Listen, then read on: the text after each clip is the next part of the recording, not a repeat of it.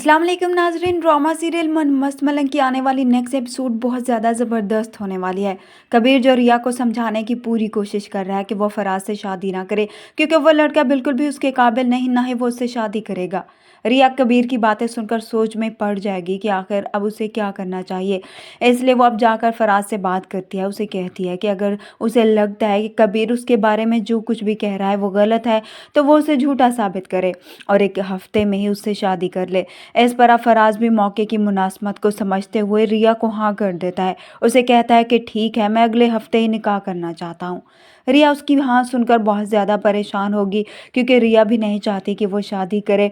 मगर अब परेशान होकर अपनी दोस्त से कहती है कि फराज ने हामी तो भर ली है, मगर फिर भी मेरा दिल उस शादी के लिए राज़ी नहीं हो रहा। मैंने सोचा ही नहीं था कि इतनी जल्दी ही ये सब कुछ हो जाएगा। इस पर कशफ भी रिया को समझाने की कोशिश करती है। उसे कहती है कि मुझे भी नहीं लगता कि फराज ठीक होगा। कबीर ने जो कुछ भी उसके बारे में कहा था वो बिल्कुल ही ठीक होगा, क्योंकि मुझे उसकी बात पर पूरा यकीन है। खैर, अब यहाँ पर अस्मा तो रिया की शादी की तैयारियां शुरू कर देगी। सिकंदर भी आकर अपनी बहन से कहेगा कि क्या हम रिया की शादी करा के ठीक कर रहे हैं या फिर कुछ गलत तो नहीं हो रहा। इस पर अस्मा उसे जवाब देगी कि हाँ, इसमें क्या गलत है, सब कुछ ठीक ही तो है, तुम फिक्र मत करो। उधर से अब रिया भी परेशान होकर अपनी बहन से आकर बात करेगी। वो अपनी बहन से कहती है कि अगर वो सब कुछ जो कबीर ने फराज के बारे में कहा था वो सच निकला, तो इस पर अस्मा रिया को जवाब देगी कि जब फराज तुमसे निकाह करेगा तो साबित हो जाएगा कि कौन झूठा है और कौन सच्चा। जब फराज निकाह करने आएगा तो सबके मुंह बंद हो जाएंगे। इस तरह से अब निकाह का दिन भी आ जाता है। रिया तैयार हो रही होती है और कश्यप से कहती है कि ये तो नहीं चाहा था मैंने, मगर फिर भी देखो ना, शादी हो रही है। उधर से अब रिया कबीर को फ़ोन करती है, उसे बताती है कि आज उसका निकाह है।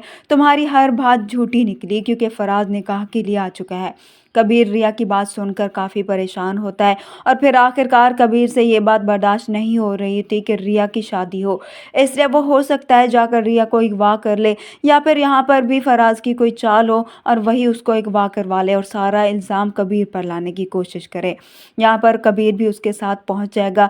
रिया बेहोश होगी, कबीर भी वहाँ पर मौजूद होगा। कबीर रिया को होश में लाने की कोशिश करेगा और कबीर पर चिल्लाएगी कि तुमने फराज के बारे में झूठ बोला था, क्योंकि तुम किसी और के साथ मुझे नहीं देख सकते। इस पर कबीर उसे कहेगा कि हाँ, मैं तुम्हें किसी के साथ भी नहीं दे सकता, और फराज के साथ तो बिल्कुल भी नहीं। अब यहाँ पर फराज भी पहुँच जाएगा, जो कबीर पर गोली चला देगा।